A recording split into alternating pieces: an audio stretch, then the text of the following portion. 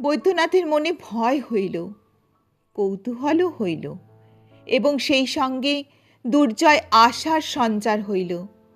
কম্পিত হস্তে প্রদীপ লইয়া ঘরে ঘরে ফিরিলেন। এ ঘরে গেলে মনে হয় শব্দ ও ঘর হইতে আসিতেছে, ও ঘর গেলে মনে হয় এ ঘর হইতে আসিতেছে। বৈদ্যনাথ সমস্ত রাত্রি কেবলই এ ঘর ও ঘর করিলেন। দিনের বেলা সেই পাতাল ভেদী শব্দ অন্যান্য শব্দের সহিত মিশিয়া গেল, আর তাহাকে চিনা গেল না।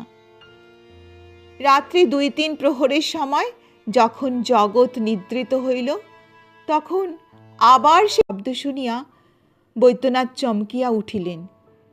শব্দ মৃদু কিন্তু পরিষ্কার, যেন পাতালে বলিরাজের ভাণ্ডারে কোষাধ্যক্ষ বসিয়া বসিয়া টাকা গণনা করিতেছেন।